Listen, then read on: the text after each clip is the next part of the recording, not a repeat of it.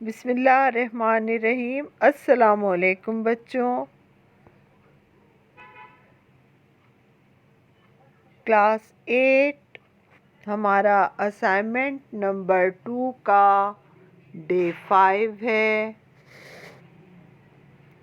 Subject ہے ہمارا Urdu language. Unit 3 کا کام ہے۔ بچوں اپنی اردو لینگویج کی کاپی نکال لیجئے۔ ہم نے اسائنمنٹ نمبر 1 میں مطلع اور مقطع کی تعریف کی تھی۔ آئیے اب ہم دیکھتے ہیں کہ اسائنمنٹ نمبر 2 میں کیا کام ہے۔ اسائنمنٹ نمبر 2 میں ہمیں دیا گیا ہے قافیے کی تعریف۔ تو آئیے بچوں ہم اپنے کام کا آغاز کرتے ہیں۔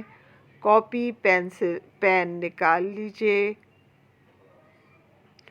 صفحے پر آج کی تاریخ ڈال لیں اور اب ہم کریں گے قافیے کی تعریف۔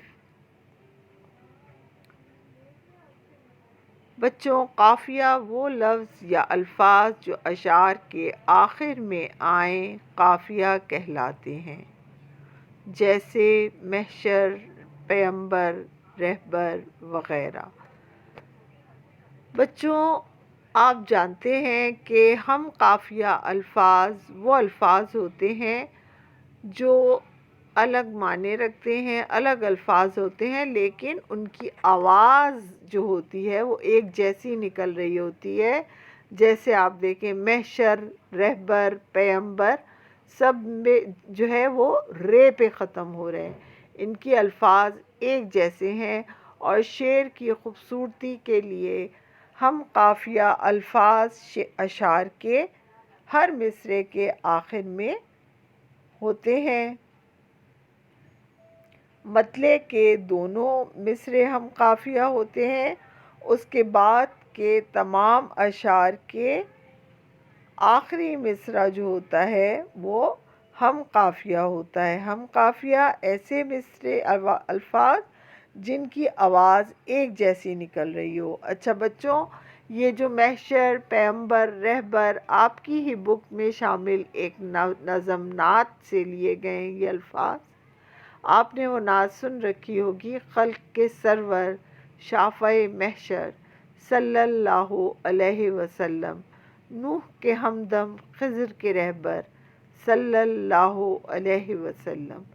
تو بچوں یہ محشر، پیمبر، رہبر یہ تمام الفاظ ہم قافیہ ہیں، یہ اشعار کے آخر میں آتے ہیں۔ یہی شعر کی وزن اور خوبصورتی کو برقرار رکھنے کے لیے ضروری ہوتے ہیں۔ یاد رکھیے وہ الفاظ جو اشعار کے آخر میں آئے وہ ہم قافیہ الفاظ ہوتے ہیں۔ بچوں ہمارا آج کا لیکچر یہیں تک تھا۔ اپنی کاپی میں قافیے کی تعریف اس سلائیڈ کی مدد سے کر لیجئے۔ اپنا بہت خیال رکھیے گا۔ صفحے پر لازمی آج کی تاریخ ڈال لیجئے گا۔